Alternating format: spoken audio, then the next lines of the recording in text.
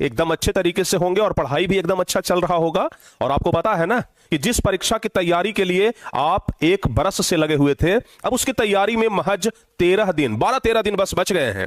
और अब इसकी तैयारी अब आप लोगों को अंतिम दिनों में कैसे करनी है, इस बात का असमंजस आपके दिमाग में बना हुआ है। आप लोग सोच रहे हैं चाहे जितना भी पढ़ाई कर लें, लेकिन आपके अंदर का जो डर है ना वो समाप्त नहीं हो रहा है। आपके अंदर एक डर बना हुआ है कि सर परीक्षा कैसा जाएगा, परीक्षा में कैसे कैसे प्रश्न आएंगे, अब जो दिन बचा है हमारे पास 12-13 दिन, इसमें सर अब कैसे तैयारी किया जाए। तो डरने की बात नहीं है।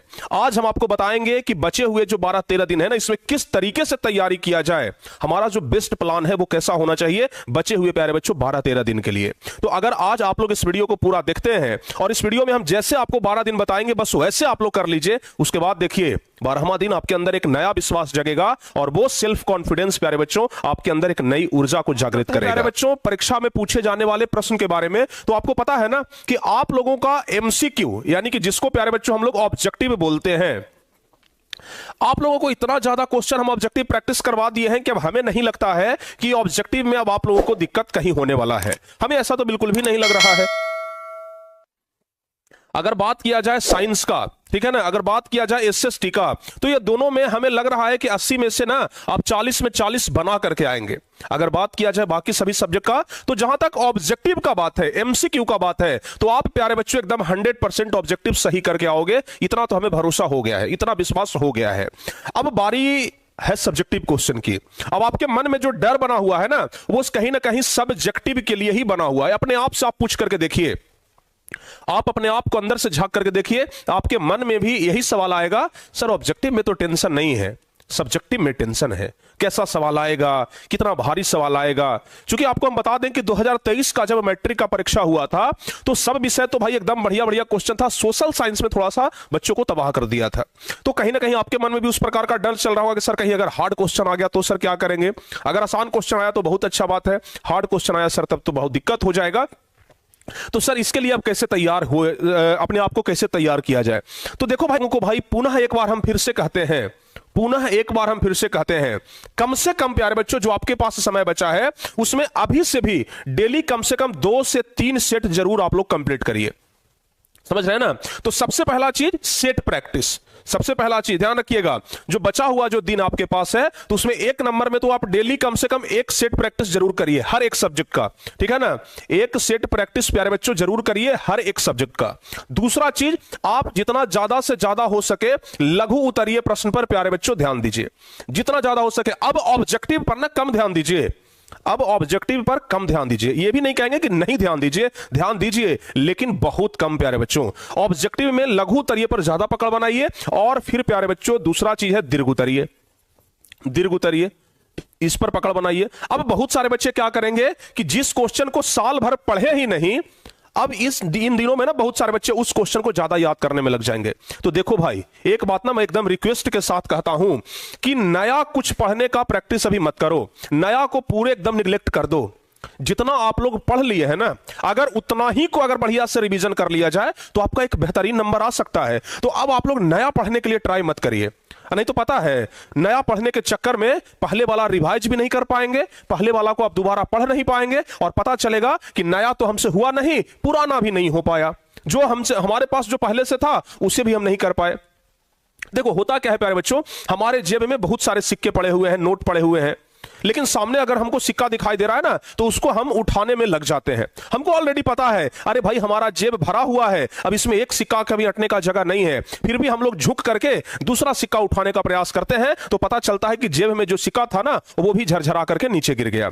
एक सिक्का उठाने के चक्कर में जेब के आधे से ज्यादा सिक्का आपका नीचे गिर जाएगा। वही बात है यहां पर, एक नया क्वेश्चन तो आप याद करेंगे लेकिन उसके चक्कर में पिछले वाला बहुत सारे प्रश्न को आप रिवीजन करना भूल जाएंगे, वो चीज आपके हाथ से निकल जाएगा। तो अब जो समय आपके पास बचा है ना, तो उसमें बस एक बात जरूर कहेंगे कि कुछ नया पढ़ने का प्यारे बच्चों प्रयास बिल्कुल मत करिए। जितना आप पढ़े हैं उसको कम से कम 2 बार 3 बार रिवीजन कर लीजिए, ठीक है ना। अभी आपके लिए सबसे बेस्ट चीज है रिवीजन, जितना करोगे उतना ही ज्यादा फायदा पाओगे, समझ गए। और ऑब्जेक्टिव के लिए चिंता मत करना मेरे दोस्त, ऑब्जेक्टिव का चिंता बिल्कुल भी मत करना, क्योंकि ऑब्जेक्टिव आप बना लेंगे। मैं आपको विश्वास से कहता हूं मैं आपको, अगर आप ऑब्जेक्टिव को लेकर के डर रहे हैं ना, तो आज हम आपको कहते हैं ऑब्जेक्टिव का डर निकाल दीजिए। इतना प्रैक्टिस करवाए हैं, इसके बाद भी अगर 80 में 40 ऑब्जेक्टिव क्वेश्चन ना बने, 100 में 50 ऑब्जेक्टिव क्वेश्चन ना बने, ऐसा हो नहीं सकता है। तो ऑब्जेक्टिव का आप डर खत्म कर दीजिए, सब्जेक्टिव को थोड़ा सा रिवीजन करते रहिए, डेली रिवीजन करिए, जो भी क्लास लेते हैं उस क्लास में जुड़िए। अब आप लोग लापरवाही मत करिए, समझ गए ना? अब आप लोग लापरवाही मत करिए, शाम वाली क्लास में जुड़िए, सुबह वाली क्लास में जुड़िए और एक एक चीज को एकदम अच्छे तरीके से कंप्लीट कर लीजिए। और डरने की जरूरत नहीं है, आपका तैयारी शुरू से हम कराते हैं, चाहे वो हिंदी का हो, चाहे मैथ का हो, चाहे science, social science, Hindi, English, कुछ भी का तैयारी हो, डरने की जरूरत नहीं है। पहला चीज आपको 2-3 बातें ध्यान रखनी है। पहला, नया चीज हमें नहीं पढ़ना है। दूसरा, ज्यादा से ज्यादा रिविजन करना है, जो पहले पढ़ लिए हैं उसका रिविजन करना है। तीसरा, हम लोगों को सेट प्रैक्टिस करना है, समझ गए ना? यानी कि परीक्षा से पहले घर पर परीक्षा देके जाना है,